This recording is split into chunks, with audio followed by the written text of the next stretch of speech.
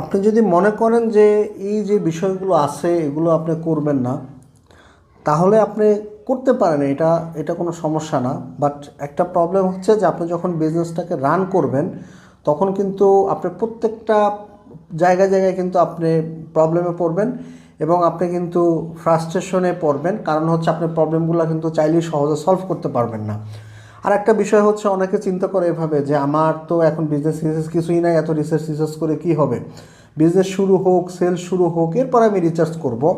আসলে বিষয়টা হচ্ছে যে যখন আপনার বিজনেস শুরু হবে, সেল শুরু হবে, তখন কিন্তু আপনি এই রিচার্জগুলো করার আর সময় পাবেন না। ইভেন তখন শেখার পর্যন্ত সময় পাওয়া যায় না, কারণ ব্যস্ত থাকতে হয় সেল নিয়ে, ডেলিভারি নিয়ে, কাস্টমার সার্ভিস নিয়ে, প্রোডাকশন নিয়ে, টোটাল সবগুলো বিষয় নিয়ে কিন্তু আপনার হচ্ছে কাজ করতে হয়। এই রিসার্চ করা কিংবা ট্রেনিং করা বা শেখা, এই বিষয়গুলো কিন্তু আর তখন হয় না। তো মার্কেট রিসার্চে ছিলাম আমরা। মার্কেট রিসার্চের সেকেন্ড হচ্ছে আমরা কম্পিটিটর রিসার্চ করব। এটাও অনেক ইম্পর্ট্যান্ট একটা পার্ট। তো কম্পিটিটর রিসার্চ আমরা কীভাবে করব?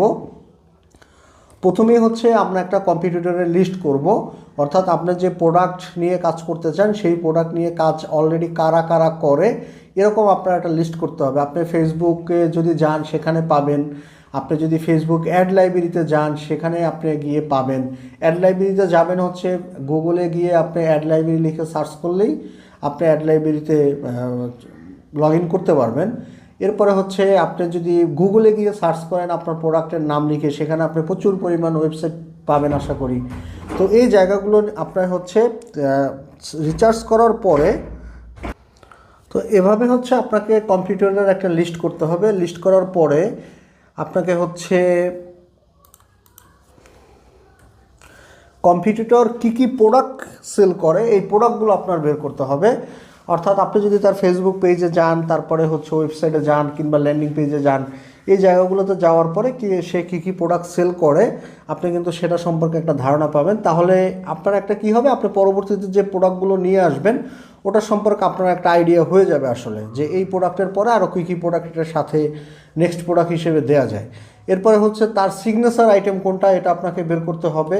এরপরে সেই যে প্রোডাক্ট সিগনেচার আইটেম, এই আইটেমের প্রাইস সে কত টাকায় বিক্রি করে, আপনার প্রাইজের সাথে তার প্রাইজের পার্থক্য আছে কিনা, কত টাকা কম বেশিতে বিক্রি করে, এই টোটাল বিষয়গুলো আপনাকে বের করতে হবে। তার সম্ভব হলে তার একটা প্রোডাক্ট অর্ডার দিয়ে তার প্রোডাক্টের কোয়ালিটিটা আপনাকে দেখতে হবে। অথবা অনেক সময় এভাবেও হয়, আপনি যদি তার পেজে যান, তার বিভিন্ন অ্যাডের নিচে যান, ওখানেও কিন্তু আপনি তার প্রোডাক্টের কোয়ালিটি সম্পর্কে কাস্টমারের ফিডব্যাকগুলো কিন্তু জানতে পারবেন। কারণ অনেকেই কিন্তু প্রোডাক্ট নেওয়ার পরে কিন্তু অ্যাড দেখলে আপনার হচ্ছে ওখানে কমেন্ট করে। এরপরে হচ্ছে সে কোনো অফার দিচ্ছে কি না, সে অফার দিলে কি কি অফার দিচ্ছে, এই বিষয়গুলো আপনাকে বের করতে হবে। এরপরে হচ্ছে তার পেজটাকে রিসার্চ করতে হবে, যে তার পেজটা পেজে হচ্ছে পেজটা সেটিংস কেমন আছে, তারপরে পেজটা প্রফেশনাল কিনা, এই টোটাল বিষয়গুলো, পেজে সব ধরনের ইনফরমেশন আপডেট আছে কিনা, এগুলো কিন্তু আপনাকে বের করতে হবে। লোগো, তারপরে তার লাইক আছে কি পরিমাণ বা ফলোয়ার আছে কি পরিমাণ, কভার ফটো, দৈনিক কোনো অর্গানিক কোনো পোস্ট দেয় কিনা, অর্থাৎ কোনো ভ্যালু পোস্ট দিচ্ছে কিনা, তারপরে তার গ্রাফিক্স ডিজাইনগুলো কেমন, ভিডিও এডিটগুলো কেমন বা ভিডিও কোয়ালিটিগুলো কেমন, এটা আপনাকে দেখতে হবে।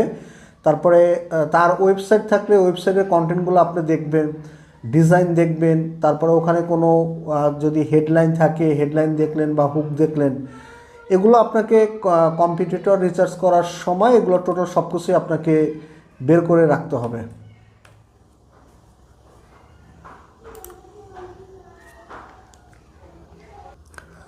কিছু কম্পিটিটরের পেজে গিয়ে আপনি কাস্টমার হয়ে তাকে একটা মেসেজ দেন, মেসেজ দিয়ে দেখেন যে সে রিপ্লাই দিচ্ছে কিভাবে এবং ওখানে সে কী কী ইনফরমেশন দিচ্ছে। এরপরে হচ্ছে তার ওখানে কল দিয়ে আপনি টেস্ট করতে পারেন যে কাস্টমার সার্ভিস কেমন বা তারা প্রফেশনাল কিনা, এই বিষয়গুলো আপনার জানতে হবে, কারণ বিষয়গুলো আপনার নিজেরই লাগবে আপনার নিজের বিজনেসটাকে গুছানোর জন্য। এরপর হচ্ছে ডেলিভারি প্রসেস, সে ডেলিভারি দেয় কীভাবে, ডেলিভারিতে কোনো অগ্রিম চার্জ নিচ্ছে কিনা বা ডেলিভারি ফ্রি দিচ্ছে কিনা, এই টোটাল বিষয়গুলো আপনারই করতে হবে। অ্যাডগুলো রিসার্চ করতে হবে, অ্যাড অ্যাকাউন্টে গিয়ে সে অ্যাডগুলো কীভাবে চালাচ্ছে। তারপরে হচ্ছে তার গুড সাইড কী আছে, অর্থাৎ এই যে কম্পিটিটর এর গুড সাইড কী কী, এটা বের করতে হবে।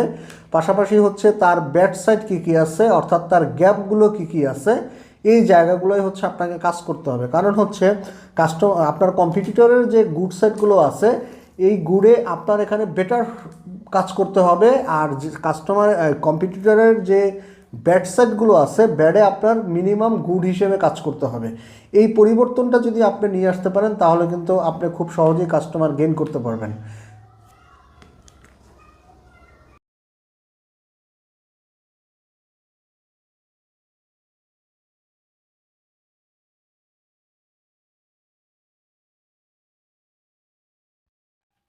এরপরে ক্রিয়েটিভিটি রিসার্চ করতে হবে, কম্পিটিটরের ক্রিয়েটিভিটি রিসার্চ করতে হবে, দেখতে হবে যে তার গ্রাফিক্স ডিজাইনগুলো কেমন হয়, গ্রাফিক্স ডিজাইনে হুক দিচ্ছে কি, কালার দিচ্ছে কি, ইমেজ কিভাবে দিচ্ছে, তারপরে কল টু অ্যাকশন দিচ্ছে কি, এই যে ক্রিয়েটিভিটি আছে এগুলো দেখতে হবে। এরপরে অ্যাড এ প্রাইমারি টেক্সটে আপনার হেডলাইন দিচ্ছে কীরকম, তারপর ডেসক্রিপশন দিচ্ছে কীরকম, ডেসক্রিপশনের সাইজ দিচ্ছে কীরকম, এই টোটাল বিষয়গুলো কিন্তু আপনাকে বের করতে হবে। ভিডিওতে হুক, থাম্বনেল, স্টার্টে সে কি বলতেছে বা কি করতেছে, এন্ডিংয়ে সে কি বলতেছে বা কি করতেছে, এটাও কিন্তু আপনার খুঁজে বের করতে হবে। পাশাপাশি হচ্ছে কোন কোন টপিক নিয়ে সে ভিডিও বেশি বানায় এগুলো দেখতে হবে, তার ভিজুয়াল কেমন, এটাও কিন্তু আপনাকে বের করতে হবে। এরপরে আরেকটা ইম্পর্টেন্ট পার্ট হচ্ছে যে কম্পিটিটরের ইউএসপি কি, অর্থাৎ ইউনিক সেলিং পয়েন্ট কি, এটা যদি খুঁজে বের করতে পারেন তাহলে কিন্তু আপনি আপনার কন্টেন্ট অনেক সুন্দরভাবে করতে পারবেন এবং অনেক কাস্টমার কিন্তু গেইন করতে পারবেন।